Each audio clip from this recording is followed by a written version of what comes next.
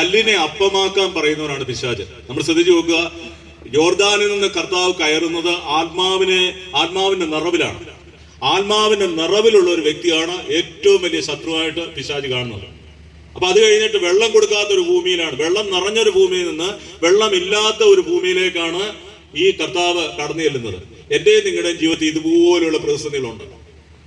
നമ്മുടെ ജീവിതയാത്രയിൽ പലപ്പോഴും ഉത്തരം കിട്ടാത്ത പല കാര്യങ്ങളുണ്ട്. എന്തുകൊണ്ടാണ് എനിക്കിങ്ങനെ എന്ന് ചോദിക്കുന്ന മരുഭൂമിയുടെ അനുഭവമുണ്ട്. ആ സമയത്ത് നമുക്ക് താങ്ങും തണലും വചനമാണ്, ദൈവത്തിന്റെ വചനമാണ് നമ്മുടെ ജീവിതത്തിന്റെ ശക്തിയും ബലവും ഓജസ്സും തേജസ്സും.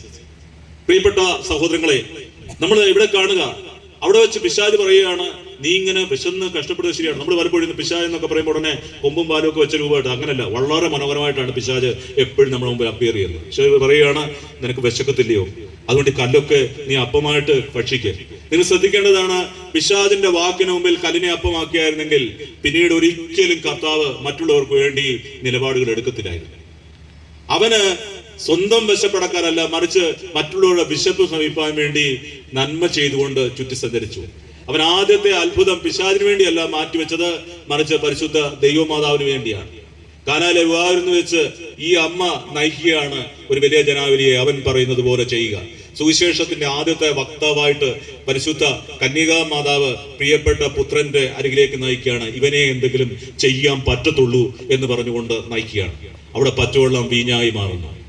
ആ വീഞ്ഞ്, കുർബാനയുടെ സ്ത്രീയാണ് അമ്മ എന്ന് പറയുമ്പോൾ ഞാൻ പലപ്പോഴും ചിന്തിക്കാറുണ്ട്, ഈ വീഞ്ഞ് സെഹിയോന് ചോരയായി മാറി. ആ ചോര മൈലപ്ര പള്ളിയുടെ അൾത്താരയിൽ ഓരോ ദിനവും പ്രഭാതത്തിൽ നമ്മുടെ നാവിലേക്ക് അരിഞ്ഞു ചേരുമ്പോൾ ദൈവം എന്നോട് പറയുന്നു, നിങ്ങളോട് പറയുന്നു, എൻ്റെ ചോരയാണ് നീ, എൻ്റെ ചോരയാണ് നീ. നമുക്കറിയാം, ചോരയെ കഴിഞ്ഞൊരു ബന്ധം നമുക്കില്ല. അപ്പൊ ആ ചോരയാണ് നീ എന്ന് എന്നെ നിങ്ങളെ നോക്കി വിളിച്ചു പറയുന്ന ഒരു ദൈവം, നിന്റെ ചങ്കിന്റെ താളം തിരിച്ചറിയുന്ന ചോരയാണ് ഞാൻ എന്ന് പറയുന്ന ഒരു ദൈവം. ഞാനിതാ വാതിൽക്കൽ മുട്ടുന്നു, ആരെങ്കിലും എന്റെ സ്വരം കേട്ട് വാതിൽ തുറന്നാൽ ഞാൻ അവന്റെ കൂടെ വരികയും അവന്റെ ഒപ്പം അത്താഴം കഴിക്കുകയും ചെയ്യും. അതായത് എന്നെ ദൈവം ഭക്ഷിക്കുന്നു, ദൈവത്തെ ഞാൻ ഭക്ഷിക്കുന്നു. എന്നിലെ തിന്മകൾ അത്രയും ദൈവം ഏറ്റെടുക്കുകയാണ്. പാമ്പിന്റെ വിഷം നമ്മുടെ ഏറ്റെടുക്കുമ്പോൾ ശരീരം നീലനിറമാവും. ഇതുപോലെ എനിക്ക് വേണ്ടി കണ്ടാൽ മനുഷ്യനാണെന്ന് തോന്നുപോലും ചെയ്യാതെ കുരിശിൽ അപ്പോൾ അടിയേറ്റ് മുറിയേറ്റ ഉഴവുകാർ ചാലുകീറിയതുപോലെ ശരീരം മുഴുവൻ കണ്ടാൽ വികൃതമായി മാറി മനുഷ്യനെന്ന് പോലും തോന്നാത്ത രീതിയിൽ അവൻ ആയിത്തീർന്നത് ഒരൊറ്റ കാര്യമാണ്, ഞാൻ ഏറ്റെടുക്കേണ്ട അടികൾ, ഞാൻ ഏറ്റെടുക്കേണ്ട തിന്മകൾ, ഞാൻ ഏറ്റെടുക്കേണ്ട ശിക്ഷകൾ, അത് അവന് ഏറ്റെടുത്തു. അവൻ നിത്യരക്ഷ സാധിച്ചത് കോരാടുകളുടെയോ കാളക്കിടാങ്ങളുടെയോ രക്തത്താലല്ല, മറിച്ച് തന്റെ സ്വന്തം ജീവരക്തത്താലാണ്. പ്രിയമുള്ളവരെ, ദൈവത്തോടുള്ള ആരാധനയോടെ വേണം നമ്മൾ വിശുദ്ധ കുർബാനയ്ക്ക് വരാൻ. നമ്മൾ പലപ്പോഴും ഈ കുരിശിന്റെ വഴിയിൽ നമ്മൾ പ്രാർത്ഥനയിടയിൽ വലിയൊരു കള്ളത്തരം പറയാറുണ്ട്. എവിടാന്നറിയാം?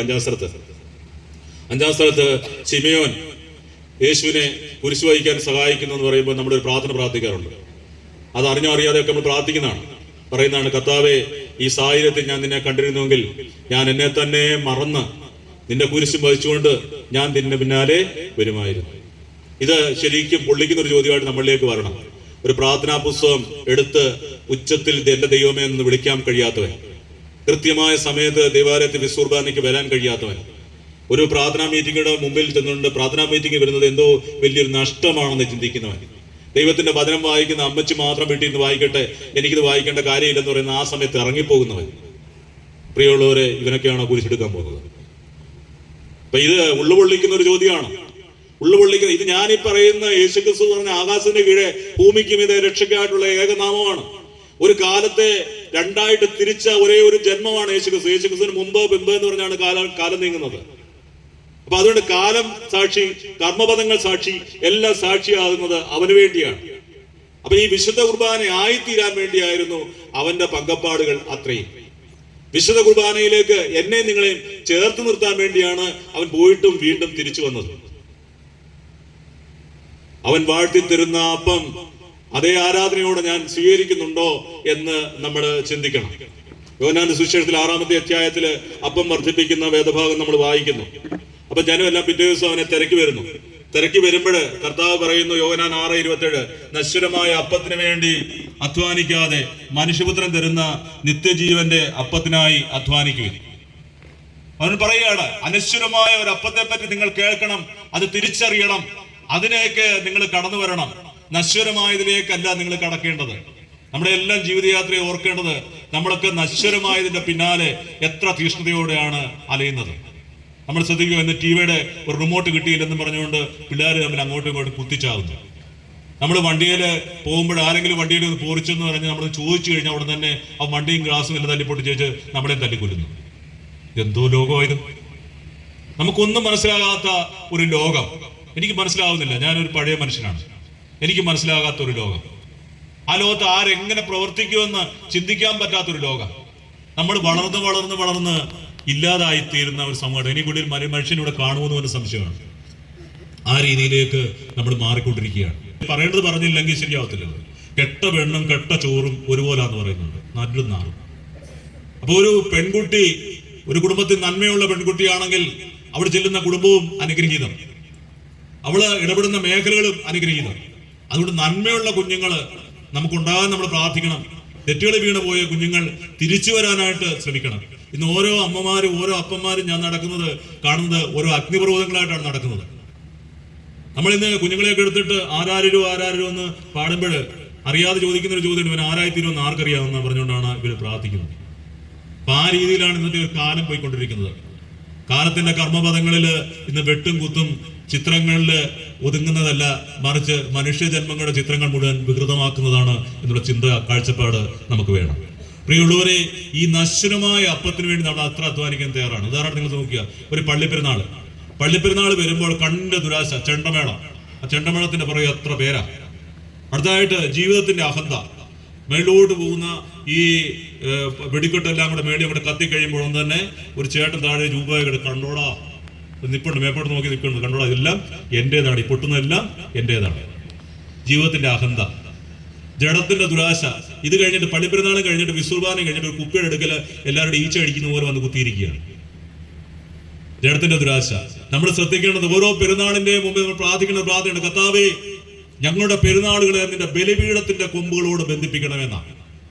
ഈ പെരുന്നാളുകൾ നമ്മളെ കൂടുതൽ നശിപ്പിക്കാൻ വേണ്ടിയല്ല, നമ്മളെ കൂടുതലായിട്ട് നന്നാക്കാൻ വേണ്ടിയും ഈ കഴിഞ്ഞകാല ജീവിതത്തിൽ വന്നുപോയ തെറ്റുകുറ്റങ്ങള് ആവർത്തിക്കാതെ കഴിഞ്ഞ കാലങ്ങളെ വിട്ടുകൊണ്ട് എന്റെ പിന്നിലുള്ളവയെ മറന്നിട്ട് മുന്നിലുള്ളവയെ വിശുദ്ധമാക്കി ലാക്കാക്കി ഓടി ഏറ്റവും അവസാനം കർത്താവ് സ്പോൺസർ ചെയ്തിട്ടുള്ള ശ്വാസം എന്ന പ്രോഗ്രാം തിരിച്ച് കർത്താവ് എടുത്തു കഴിയുമ്പോൾ നമ്മള് ചെല്ലുന്ന ദേശത്ത് കർത്താവിന്റെ മുമ്പിൽ നിൽക്കുമ്പോൾ പറയ്ക്കാതെ നിൽക്കാൻ, അതിന് നമ്മുടെ ജീവിതത്തിന്റെ ശേഷിക്കുന്ന ജീവിതം നമ്മൾ വിനിയോഗിക്കണം. പാവനിയാശ്രീയെ കർത്താവ് വിധിക്കുന്നില്ല. അവരുടെ കർത്താവിന്റെ പാദപീഠത്തിൽ തൈലം ഒഴിച്ചപ്പോൾ ആ തൈലം അവന്റെ പാദത്തിൽ അവിടെ വീണത് അവന്റെ ചങ്കിലാണ്. അവൻ പറയുന്ന സുവിശേഷ പ്രസംഗിച്ചിടത്തെല്ലാം ഇവിടെ ഓർക്കപ്പെടണം. ചുങ്കക്കാരനെ കർത്താവ് വിധിച്ചില്ല, വലതുവശത്തെ കള്ളനെ വിധിച്ചില്ല. ആ ദൈവം കരുണയുടെ ദൈവമാണ്. പ്രിയമുള്ളവരെ, നശ്വരമായ അപ്പത്തിന് വേണ്ടിയുള്ള അധ്വാനമല്ല, മറിച്ച് അനശ്വരമായ അപ്പത്തിന് വേണ്ടിയുള്ള തേടൽ. സന്ധികളിൽ നിന്റെ സന്ധ്യാപ്രാർത്ഥനകൾ ഉണ്ടാകണം. പ്രഭാതത്തിന് നിങ്ങൾ ഓർക്കേണ്ടതാണ്, ഓരോ സന്ധ്യയും അടയ്ക്കുന്ന താക്കോലാണ് നമ്മുടെ പ്രാർത്ഥന. ഓരോ പ്രഭാതവും തുറക്കുന്ന താക്കോലാണ് നമ്മുടെ പ്രാർത്ഥന. നമ്മുടെ പഴയ കാലം നമ്മുടെ വീടുകളിൽ ടൈപ്പീസ് ഒന്നും ഉണ്ടായിരുന്നില്ല. ആ സമയത്ത് ഒരു അപ്പച്ചന്റെ വിറയാർന്ന സ്വരം ഉയരുമായിരുന്നു, മനമേ ഭക്ഷിഗണങ്ങളോടനീത പാട്ടു പാടുന്നു. ഇതായിരുന്നു, ഈ അപ്പച്ചനായിരുന്നു വീടിന്റെ ക്ലോക്ക്. ഇന്ന് അപ്പച്ചന്മാരെ നമുക്ക് വേണ്ട, അമ്മച്ചിമാരെ നമുക്ക് വേണ്ട. നമ്മുടെ കുഞ്ഞുങ്ങളൊക്കെ നന്നായി പോകും, ഇവരോടൊക്കെ അടുത്ത് കഴിഞ്ഞാൽ നന്നായി പോകും. അതുകൊണ്ട് നമ്മളാരും ഒന്നും അനുവദിച്ചു കൊടുക്കത്തില്ല. അതാണ് നമ്മൾ ശ്രദ്ധിക്കേണ്ടത്. ഒരു നരചൂടിയ തലയുടെ ജ്ഞാനവും ബോധവും എന്റെ കുഞ്ഞിന്റെ കൈകളിലേക്ക്, എന്റെ ഹൃദയത്തിലേക്ക്, അവരുടെ ഹൃദയത്തിലേക്ക് വന്നു കഴിഞ്ഞാൽ അവർ ദൈവത്തിന് ചേർന്ന മക്കളായി ജീവിക്കും. അപ്പൊ ഇത് നമ്മുടെ നരച്ച തല വീടിനൊരു ശാപമായിട്ട് നമ്മൾ കാണരുത്, മറിച്ച് അത് വീടിന്റെ അനുഗ്രഹമാണ് എന്ന് കാണാനായിട്ട് നമുക്ക് കഴിയണം. പ്രിയമുള്ള സഹോദരങ്ങളെ.